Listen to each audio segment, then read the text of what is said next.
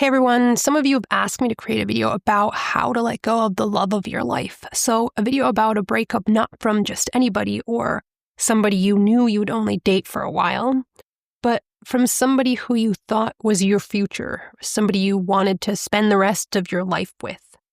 A situation where you know there's no point of return and that there's nobody else like them. Can you ever be happy again after that? How can you move on from somebody that fit perfectly? Can you change enough to ever want somebody else?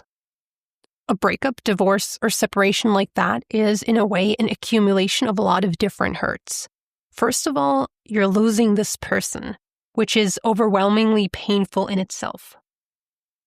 Then you're also losing the future you thought you had. And you're losing an identity that was connected to this person in this future. These kinds of breakups mean deep pain and grief. It's hard to let go of someone you imagined spending your life with, and it's hard to let go of a future you had envisioned for yourself and looked forward to. Right now, it'll seem impossible not to think of your ex every single minute because everything reminds you of your loss, because so much is connected to it. You have to restructure not only your relationship life, but also your identity and your future, and that takes time. Life will demand a lot of courage from you now. Here are some thoughts to help. Number 1, grieve. It all starts with giving yourself space to grieve, to cry and feel your emotions. It's not weak to cry, it's human and natural and shows emotional maturity. Your body and mind need to metabolize and process this loss, and their way of doing that is by feeling feelings and crying. You can do it. You were born to feel. You can hold space for these feelings, and eventually they will pass.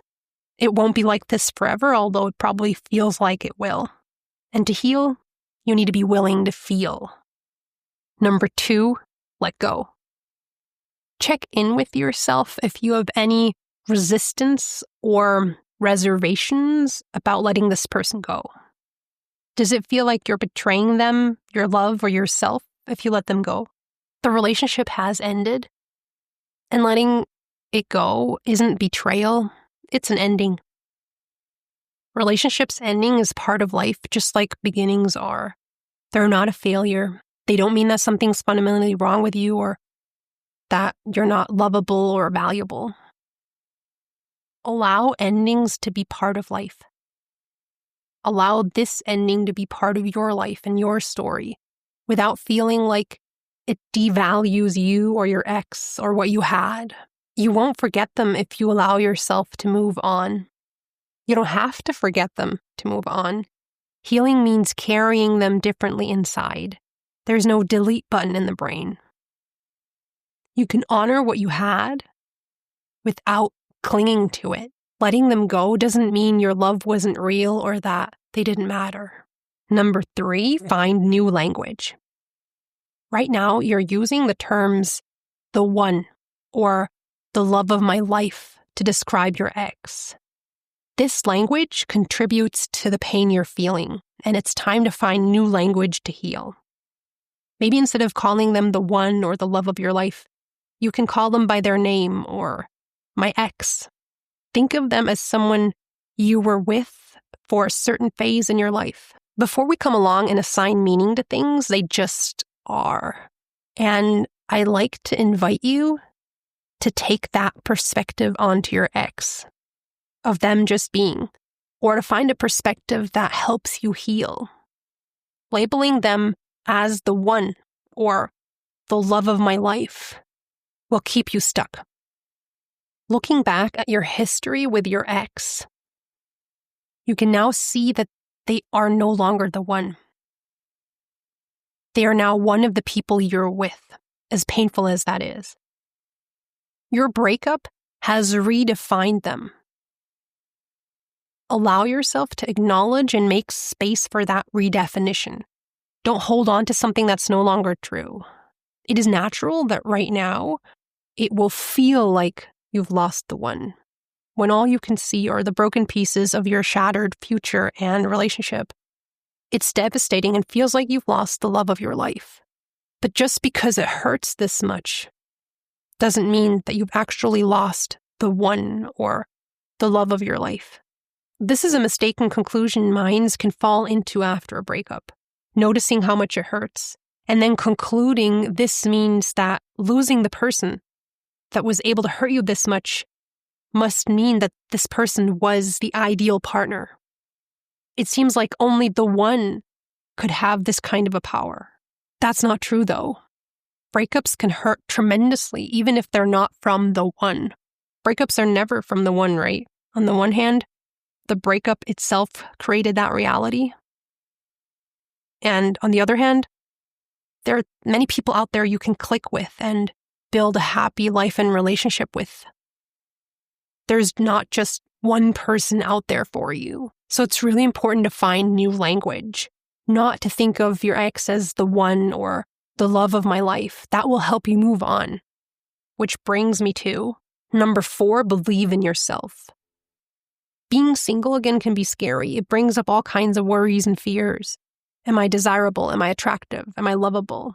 Will I find somebody new that is actually a good match and not just anybody, just so I don't have to be single? Some people don't even experience these fears as fears, but as facts. To them, it seems to be given that they won't find somebody new, that they'll stay single for the rest of their life, or that the best that could possibly happen is that they'll settle for somebody who is not as of a fit and match for them. Believing that any of this is true is a way to avoid confronting your fears, but that will keep you stuck. The good news is, none of this is a fact. You can't know the future. No one can. You can have fears about it, but you can't know for sure what's possible and what isn't. To really move on and not remain stuck, be willing to be courageous and vulnerable. You'll need to put yourself into the uncertain situation of deciding that you will look for somebody and that you will go on dates and meet new people without knowing for certain how that will play out. That makes you vulnerable because you might be rejected. Actually, dating is a scenario that is highly likely to lead to some sort of rejection at some point. That's part of the process of finding somebody new. When you're ready, be willing to be courageous and vulnerable like that. That's real courage. Believe in yourself and your future. Why wouldn't you find somebody new that is an awesome person? There are billions of single people on this planet, and depending on which country you live in, millions of single people in your country. You'll have to be willing to really look and to date like it's your job. And you'll have to be willing to meet the person halfway in figuring out what a shared future could look like. But if you're willing to be flexible and to adjust, all of that and more is possible. You won't be able to replace your ex, and your next love won't be like the relationship you lost, and that's okay. That doesn't mean your next relationship can't be just as meaningful, deep, and rich, maybe even more. Relationships aren't just compatibility math on the level of likes and dislikes and qualities, characteristics. It's not like you can calculate who the love of your life is on that level. Like you can find out this person fits perfectly on that level. We're super compatible, and now that's the love of my life. And if this relationship fails, it means I'll have to settle after that because I won't ever find somebody who fits that perfectly again. Relationships are much more than that, though. They're also about how you can make it work with each other, how willing you both are to enter a process of mutual growth, how invested you both are into making it work together. Relationships aren't just about how well two people align on paper. They're also about how do they communicate? How do they show up in the relationship? How do they respond to difficulties? And these are all things we can work on and influence. When two people come together that want to make it work, they often find a way to grow together that will keep increasing their compatibility. Because compatibility is also about emotional compatibility. When you first meet, you're never as compatible as you are after spending time together, getting to know each other, learning what the other person likes and dislikes, learning how to respond to each other and all of that. So compatibility isn't just given or not, it's something you can influence and build. Number 5, give yourself time. Last but not least, here's a reminder to give yourself time. Breakups are what scientists call critical life events. They're big stressors, and they do disrupt life for a while. That's natural and normal and healthy, and you're not doing anything wrong by not being healed quickly. So give yourself time. It's a well-known medicine all around the world. In closing, I want to assure you, I have witnessed people moving on after breaking up from what they thought was the love of their life. I've witnessed them finding back to themselves and a new partner. Some have even said that now, looking back, they're grateful everything happened the way it did. My wish for you is that one day you'll be one of them. Till next time, take care, and remember, moving on is possible if you're willing to be courageous.